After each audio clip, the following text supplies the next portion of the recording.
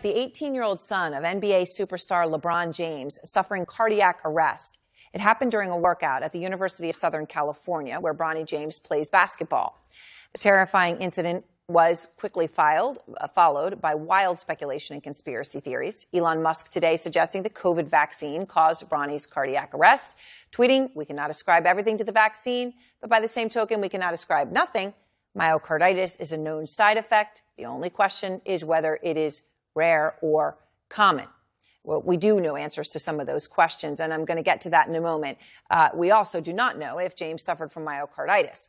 I do want to go first to Natasha Chen. She is at the USC campus in Los Angeles tonight. And Natasha, what can you tell us about how Bronny is doing tonight? Well, Aaron, his family is not releasing much in terms of details, but did confirm this happened at the Galen Center right behind me where the USC basketball team practices. It happened Monday morning. He is out of the ICU now and in stable condition. The family also said that the medical staff here were able to treat him and take him to a hospital. Their statement reads in part, "LeBron and Savannah wish to publicly send their deepest thanks and appreciation to the USC medical and athletic staff for their incredible work and dedication to the safety of their athletes." Now, the James family was seen in public just about 2 weeks ago at the ESPY Awards, where LeBron James was accepting an award, standing on stage with his wife and children, whom he called his greatest blessing, particularly saying how proud he is of his two sons and their own basketball journey. Bronny James, 18 years old, just committed to USC this spring. The team had announced that they were going on a European tour starting August 5th. That's likely what they were practicing for. Bronny James ranked number 20 in ESPN's class of 2023. His father telling The Athletic last year that his goal is to stay in the NBA so he can play alongside his son. And now, of course, all of that may be affected by what happened yesterday, Aaron. All right, Natasha, thank you very much for that update. And I want to bring in Dr. Matthew Martinez now. He's the director of Atlantic Health System Sports Cardiology at Morristown Medical Center. He's also a consulting cardiologist with the NBA Players Association, the NFL, the NHL, and Major League Soccer. So, Dr. Martinez, you know more about a terrifying situation like this than almost anyone, and sadly often a very deadly situation.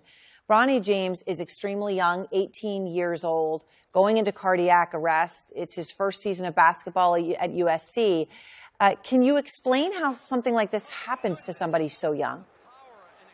Sure.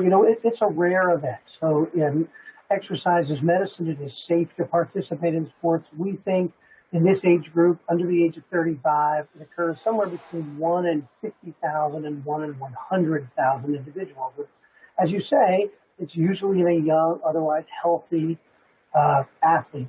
Now, we know that some athletes are at higher risk than others. Men, more so than women. African-American men are the highest risk. In fact, African-American basketball players are at the highest risk. So if you're playing basketball, football, or soccer, those are the highest risk sports. Men more than women, and African-American men seem to lead that risk. But these are rare events, no question. And so, in this context, Elon Musk comes out today weighing in on the COVID vaccine, saying that it could have been responsible for what happened to Bronny. He tweets, "We cannot ascribe everything to the vaccine, but by the same token, we cannot ascribe nothing. Myocarditis is a known side effect. The only question is whether it's rare or common." Now, obviously, there are a lot of studies that have been done on this, but it does touch on fears that a lot of people have. Doctor, what's your response to what Musk is saying? My response is that myocarditis is definitely a cause of sudden death in young athletes, but not a common cause. And if you look at the data, which we published last year on NCAA athletes as well as professional athletes, COVID causes myocarditis under 1% of the time. So myocarditis occurred before COVID. Myocarditis will occur after COVID, but it is one of the causes, but not a common cause. And the vaccine, this based on data from Yale, causes myocarditis or inflammation of the heart muscle somewhere around 30 out of every 100,000 vaccines. And COVID, the virus, the illness, causes it twice as much, about 60 per 100,000. So it's still safer to have the vaccine than it is to have COVID itself.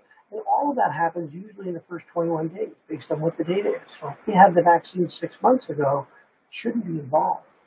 Right, which I think is important that you point out, and also those statistics that, yes, it can cause it, but the virus itself causes it more often than the vaccine from the studies thus far. Bronny James is the second USC basketball player in the past year to suffer cardiac arrest. And, of course, we all know about DeMar Hamlin from the Buffalo Bills, collapsed at that football game. He was 24 years old. His heart just stopped. Obviously, he's recovering. In the case of Hamlin, there was wild speculation, again, about the role of the COVID vaccine. It was unfounded, doctor, but it was very prevalent. We all heard it. Do you have any hesitation at this point about recommending the COVID vaccine to young men? So we are currently recommending it. I don't have any reservations. The data now, in my mind, is quite strong with regards to the safety of this and the potential benefit related to the vaccine. So I think USC should be commended for their emergency action plan and their utility of CPR and AEDs. That's really the message behind it, that you can't predict it. But when it happens, you better be ready. And I want to ask you about one other thing, because obviously, as I mentioned, you work with the Players Association, NBA, NHL, NFL, Major League Soccer. In this context, LeBron James himself has been extremely vocal about wanting to play in the NBA with Bronny. Here's what he said. I need to be on the floor with my boy. I got to be on the floor with Bronny. Obviously, you're not treating him, so you're not able to give a definitive answer. But do you think that could still be possible given what has happened? Possible for sure. So the diagnosis matters, and we can develop a plan, and then we can talk about prognosis.